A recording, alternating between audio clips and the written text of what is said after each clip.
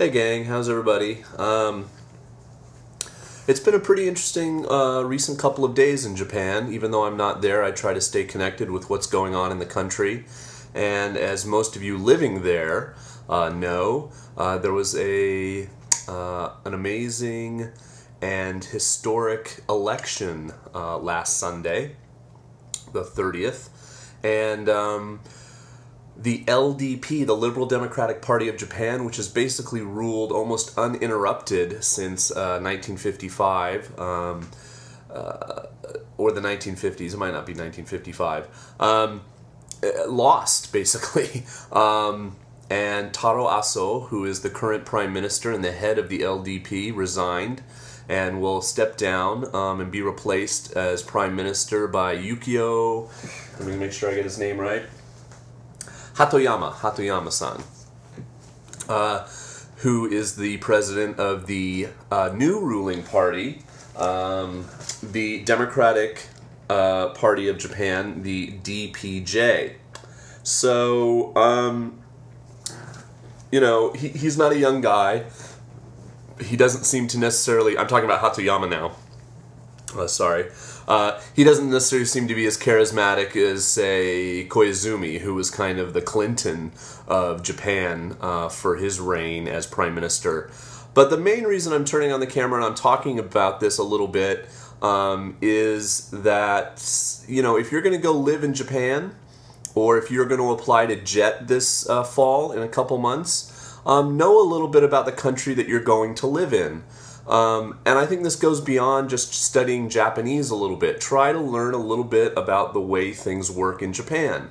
And while, you know, as a gaijin in Japan, you will never be eligible to vote. Of course, many of the policies, etc., that will be discussed will be completely out of your realm of, you know, you won't care, and you know, they'll be out of your realm of understanding. But still, to know a little bit about the political system in Japan and how it works, how people get elected, you know, in this day and age of Wikipedia and the ease of information on the internet, while it's not all, of course, reliable, it's really, you know, there's no excuse, basically, for not being more informed. And if you're going to go live somewhere, I think it behooves you to try to find out a little bit about that country. So when I was in college back in 2002-2003, finishing my degree, I minored in Japanese studies, and one of the classes I took was a politics in Japan course, modern politics in Japan course, and we basically looked at the 20th century.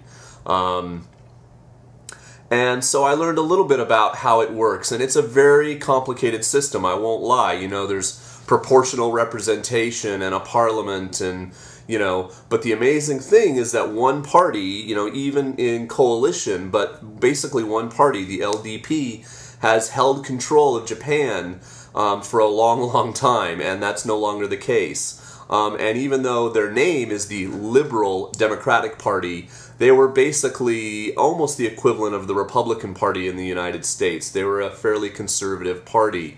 Now, you know, even Tokyo Kuni, who I follow on Twitter and has lived in Japan much longer than I did, you know, twittered about, or tweeted, or whatever the hell you call it, that, you know, how much actual change will we see?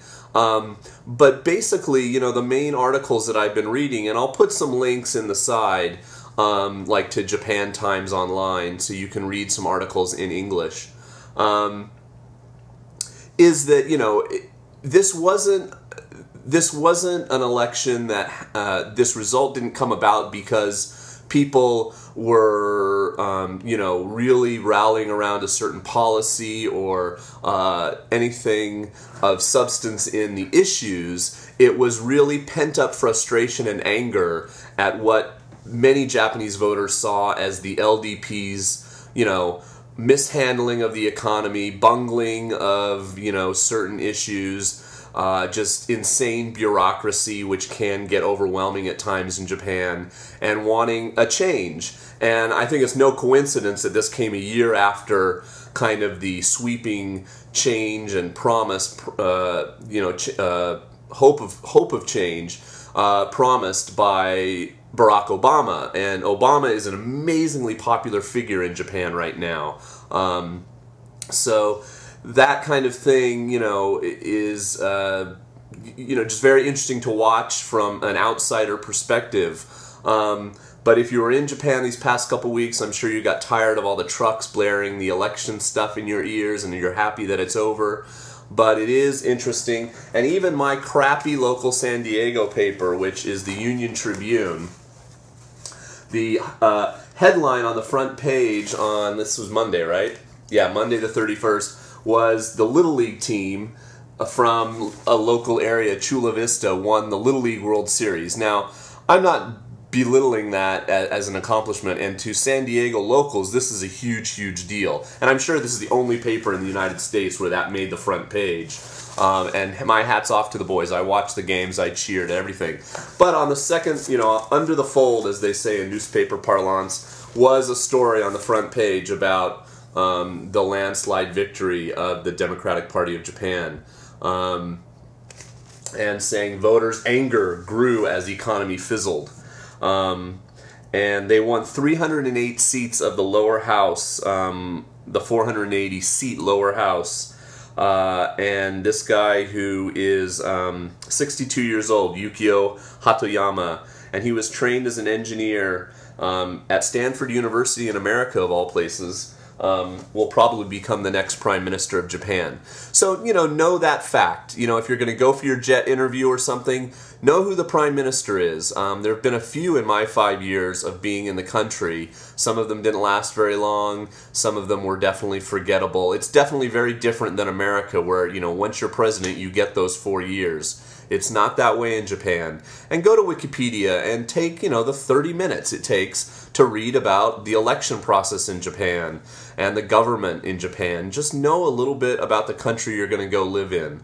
And definitely learn the name of the Prime Minister. And, definitely it's interesting to be in Japan. All my kids, and I teach fairly young kids, all knew President Bush.